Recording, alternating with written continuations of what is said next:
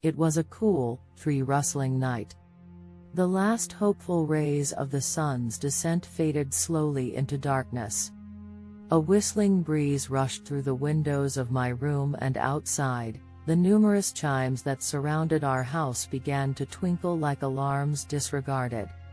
My room was built into the roof of our house, my ceiling consisting of two walls meeting at a point, creating a disabling prism that prevented anyone standing to their full height. My bed lay in the farthest corner in the room, the entrance of which was an opening in the floor. From this opening, a long wooden ladder stretched to the ground, standing abruptly in the center of the main hall. Though walking in my room required either bent legs or a hunched back, the room was spacious and long and possessed a certain comforting aura, which was accentuated with the gentle pattering of rain that had just begun.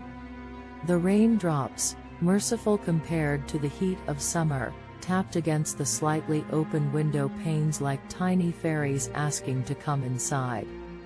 Downstairs, muffled voices escaped the television, which my father was meant to be watching, and trailed up to my room. He had almost definitely fallen asleep in front of it. A lack of unfiltered tennis commentary provided evidence for this. Knowing I wouldn't be able to fall asleep with the device still on, I got out of bed to put an end to its rambling. I knelt over to make my way to the ladder when a sudden noise startled me. A scuttling on the roof. A possum, no doubt. They always caught me by surprise. As I lowered myself down from the highest steps of the ladder, the floor of my room came into my eye line. Beneath my bed, I watched a hairy, sleeping mass of cats stir at the same noise that startled me. "Thou shalt not disturb." The ladder creaked like it always did as I descended into the dimly lit hallway. Walking quietly around the corner towards the flashing of the television, I was surprised to find the lounge room completely empty. The door at the back of the room, leading to the front yard, had been left open. A strong wind was gushing in, creating a vicious symphony of chimes in the garden. No one had yet locked up the house for the night. I walked over to the door first, the black night staring back at me, like the entrance to another realm. The chimes just outside rattled in the wind. I closed the door and bolted the lock. Then I turned to the television remote, lying on the ground like an abandoned toy, and switched off the power. Silence filled the room. Concerned by the negligence of my parents, I walked over to the door of their bedroom. "Mom?" I called out. Slow, heavy snoring was given in response. I rolled my eyes and headed to the back door near the kitchen, where the chimes hanging beneath the patio crashed into each other like toddlers attempting percussion. The wind howled goodbye as I pulled the door shut. Upon returning to my room, I greeted my cat who had finally awoken. Poor thing, I thought. She would love to go exploring on a night like this. But Minim had been brought up a house cat and would remain one for the entirety of her insect hunts and self-induced comas. As I got back into bed, the rain continued to patter gently on the roof, not more than a meter above me. I picked up a book and began reading, as Minim peered up at the window closest to my bed, fascinated by the sudden drops of water. A while later, the rain suddenly increased in pressure, followed by a crack of lightning and then subsided back to its pattering shower. Soon after, 3 consecutive bangs sounded from above, like huge drops of hail. Minim reacted instantly. Her eyes widened and her tail flared as she ran over to the edge of my bed. I lowered my book and peered over to the far end of my room where the noise had come from. Except for the rain, there was a moment of silence before a scuttling noise interrupted the break. It was similar to the noises that the possums make, only each step was separated. It was as though something much larger was walking along the roof. Minim started pacing back and forth with her ears erect, trying to figure out where the thing on the roof was headed. But then it stopped. I went over to the window nearest my bed and looked out from the opening. The moon was still quite bright, allowing me to distinguish the shape of the chimney top, the television antenna and most of the right side of the roof, where the noise had come from. But I saw nothing else. No possums, no birds, and certainly nothing larger. As the rain had become more adamant, I decided to close the window completely and did the same with the other. I assumed a possum had fallen onto the roof and misjudged its steps. They often did this, and Minim was naturally overdramatic. Once again, I returned to my bed and continued reading. Outside, the wind slowly settled, along with the metallic notes of the garden chimes. Minim, however, much like the persistent rain, remained in a seated position looking up to the roof, her tail lazily sweeping the floor. I had barely read a page of my book when I heard another 3 bangs on the roof. They were softer this time, traveling down the right side of my ceiling, like something trying not to make a sound. Minim's ears perked up as she rose and ran back towards my bed. I knew it was probably nothing, but there is something unsettling in seeing a cat on alert, the descendant of apex predators, cowering at a mysterious noise. What could be more terrifying than a capable feline? I crouched over and crept beneath my restricting ceiling, back towards the window. The pane of glass only offered my reflection, so I lifted it open to view the roof, the sound of rain rising to a crescendo as I did so. The moon had been overpowered by clouds, presenting both the television antenna and chimney top as undefined silhouettes. But there was something more. An additional silhouette, further along the roof. It was right on the very edge, like a huge gargoyle perched on the gutter, guarding the house. I squinted through the small gap of the window like a bird watcher. It was a humanoid shape, a large shape. Hunched over with its elbows brought into its chest, its fingers strained in claws. I moved away to retrieve a small flashlight I had in my drawer. When I returned and directed the light onto the roof, the figure was no longer there. I carefully searched the surface, moving the light over the television antenna, against the chimney top, and over the water glazing the tiles. Nothing. I was unnerved by this, no matter how bland my imagination was. I quickly shut the window and drew the curtains. It was getting late and the rain made it even harder to peer into the night, so I knew I couldn't trust what my eyes had just presented to me. I would continue reading until my worries were forgotten and I had fallen asleep. But then, of course, the most unfortunate thing happened. Quite possibly the worst thing that could happen to a paranoid teenager who had been left to lock up the house on his own accord and just witnessed an unsettling, hunched figure on the gutter of his roof. The most inconvenient thing.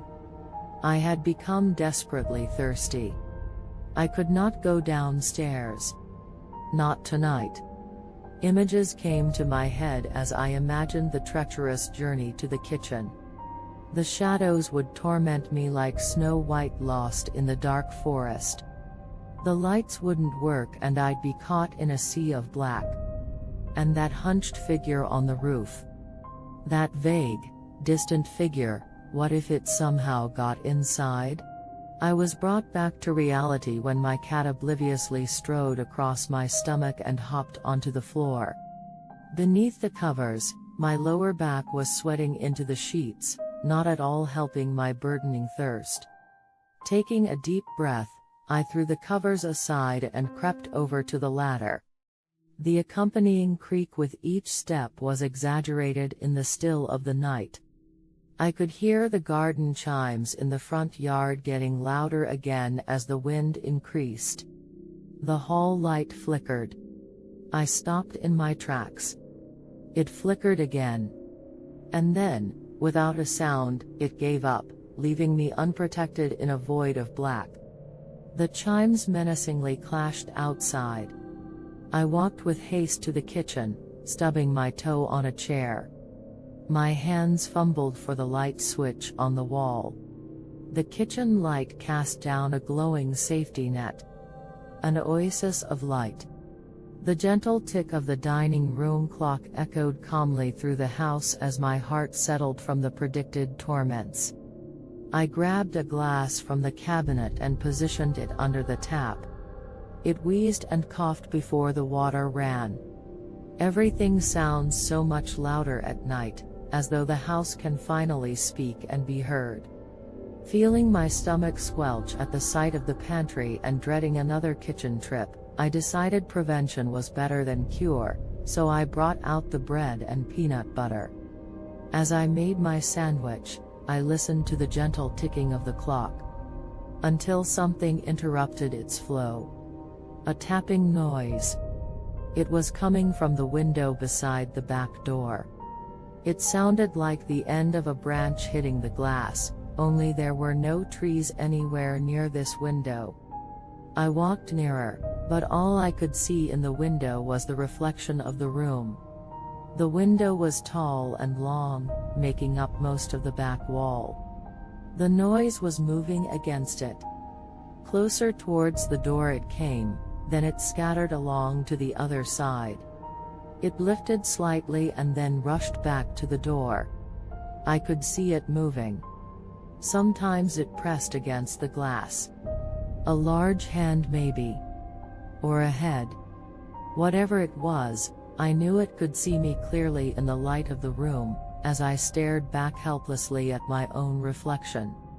The light switch to the patio rested temptingly beside the back door. I'd have to get closer to the window if I wanted to turn it on. The tapping persisted, traveling back and forth faster and faster along the window. With adrenaline sweating from my pores, I made my decision and raced to the light switch. It flicked on. The patio was lit up like a stage and the performer revealed. It was Minim. I sighed in relief. But it quickly turned to dread as I wondered how she got outside. And then I felt it. Like a subtle reminder, the unwanted epiphany. Simple, but chilling. A breeze. Cold and icy on the back of my neck. Why was I feeling a breeze? I slowly turned and peered down the hallway, into the lounge room where the door leading to the garden stood wide open. In complete terror, alarms rung inside my head.